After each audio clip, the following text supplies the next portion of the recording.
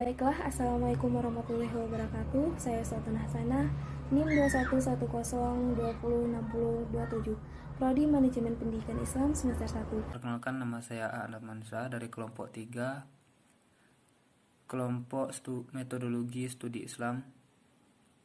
Nah, dalam buku yang dituliskan oleh Abu Dinata yang berjudul Metodologi Islam, terdapat 12 dasar atau prinsip yang dapat dijadikan landasan dan bertindak bagi umat Islam, di antaranya A. Sesuai dengan fitrah manusia.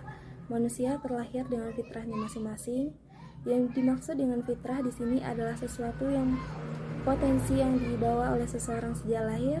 Berikut dalil yang menjelaskan tentang fitrah, yaitu artinya dari Abu Hurairah bahwasanya dia berkata, Rasulullah Shallallahu Alaihi Wasallam bersabda, tidaklah seorang anak yang dilahirkan melainkan terlahir dari atas fitrah, maka kedua orang tuanya yang menjadikannya Yahudi, Nasrani, atau Majusi.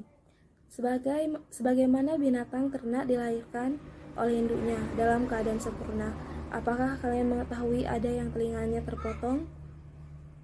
Kemudian Abu Hurairah berkata, bacalah jika kalian mau. Artinya, fitrah Allah yang telah menciptakan manusia. Menurut fitrah itu tidak ada perbuatan dan fitrah Allah.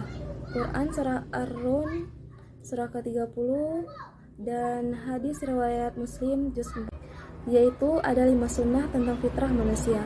Yang pertama, khitan, kedua mencukur bulu, ketiga memotong kumis dan merapikannya, keempat memotong kuku, kelima mencabut bulu ketiak. Yang kedua yaitu prinsip keseimbangan.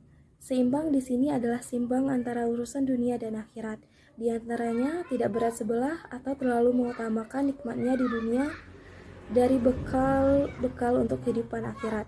Berikut hadis Quran tentang keseimbangan.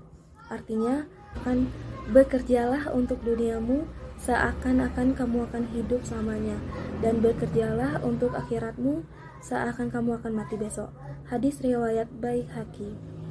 Contoh dari keseimbangan antara dunia dan akhirat, yaitu kehidupan akhirat adalah tujuan, berusaha memperbaiki kehidupan di dunia dan memperbaiki lingkungan. Nah, prinsip yang ketiga yaitu prinsip dengan keadaan zaman dan tempat.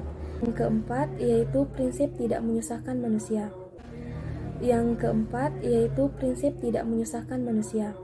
Ayat yang menjelaskan tentang tidak menyusahkan orang lain, yaitu artinya, barang siapa yang menyulitkan orang lain, maka Allah akan menyulitkannya pada hari kiamat. Hadis riwayat Al-Bukhari nomor 7152. Yang selanjutnya, prinsip sesuai dengan perkembangan ilmu, pengetahuan, dan teknologi.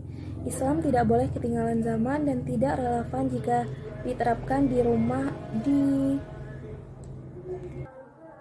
ranah kehidupan sekarang ini. Salah satu dalam Islam, yakni sesuai dengan ilmu, pengetahuan, dan teknologi, dapat dibuktikan bahwa sampai detik ini Islam masih menjadi prinsip agama yang digunakan di muka bumi ini. Prinsip-prinsip atau landasan pemikiran dalam Islam bukan dari pemikiran manusia belaka, namun sudah jelas tertulis di dalam Al-Quran maupun sabda Nabi Muhammad SAW. Adapun prinsip ini memiliki dalil-dalil, dan diantara dalilnya tersebut adalah pertama, firman Allah yang turun yakni Quran surah Al-Alaq ayat 1-5 yang menyeru manusia untuk membaca sebagai media untuk mengetahui hal baru. Dengan membaca, orang tidak akan ketinggalan ilmu pengetahuan, dan dari membaca pula lahirlah ilmuwan dan penemu berbagai macam teknologi. Selanjutnya, prinsip berbasis pada penelitian. Contoh prinsip berbasis penelitian yaitu dari burung manusia terinspirasi membuat pesawat, dari onta manusia terinspirasi membuat kendaraan yang bisa berjalan dalam jarak jauh dengan simpanan bahan bakar, dari angsa manusia terinspirasi membuat kapal laut. Semua penelitian akan terdampak besar terhadap kehidupan, baik untuk memenuhi kebutuhan hidup maupun untuk bahan evaluasi. Di sini saya akan melanjutkan apa yang telah disampaikan oleh teman saya, yaitu Uswatun Hasanah.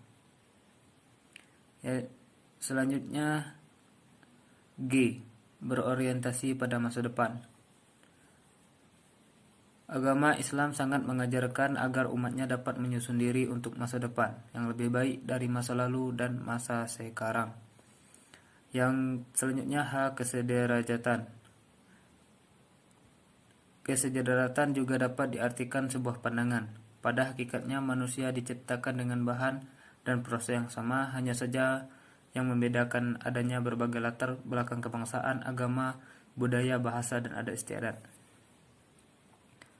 Yang selanjutnya keadilan. Keadilan ini tidak sama jauh dengan kesederajatan, hanya saja keadilan didasarkan atas perasaan yang memberikan kesempatan yang sama, seimbang, proporsional, dan tanggung jawab. Yang selanjutnya musyawarah. Musyawarah berbagai hal penting dalam kehidupan bermasyarakat dan berorganisasi di dunia, bukan saja di Indonesia, karena setiap ada masalah sebaiknya dipermusyawarahkan terlebih dahulu agar dapat menyelesaikan dengan mudah. Yang selanjutnya persaudaraan. Prinsip dalam hal fitrah dan insting semua manusia adalah sama. Mereka membutuhkan tempat tinggal, bergaul, dan berinteraksi. Oleh karenanya, semua hal ini merupakan dasar atau sebagai landasan terbangunnya suatu konsep persaudaraan antar manusia. Selanjutnya keterbukaan. Keterbukaan adalah suatu sikap yang yakin suatu kebenaran atau ideologi dan berusaha mempertahankan dan mengamalkannya. Dengan kata lain, memperhatikan apa yang telah diterima oleh semua yang dari luar penelitian atau pemandangan, melainkan mau menerima informasi atau kebenaran dari manapun yang datangnya, dengan tetap menjaga apa yang sampai kepada kita. Dan yang terakhir adalah kesimpulan. Islam adalah agama yang indah, karena Islam memang turun sebagai agama rahmatan lil alamin. Agama yang telah diatur perintah-perintah dan petunjuknya, semua bertujuan agar pemeluknya bisa sejahtera dunia akhirat. Tetapi apabila pemahaman kita hanya setengah-setengah atau tidak menyeluruh, maka bisa terjadi salah paham atau kita salah mengartikan perintah yang sebenarnya itu untuk kebaikan dan mengandung hikmah. Sebagai wujud rasa syukur kita, selayaknya kita terus menggali ilmu tentang Islam sendiri, tentang apa itu saja macam-macamnya atau prinsip-prinsip agama Islam, tentang dalil setiap prinsipnya, di mana apabila kita telah mengetahui dan memahaminya, maka akan muncul rasa bangga dan syukur sekaligus menambah keimanan kita kepada Allah. Nah, baik, mungkin itulah yang dapat kami sampaikan dari kelompok 3. Lebih dan kurang saya mohon maaf. Assalamualaikum warahmatullahi wabarakatuh.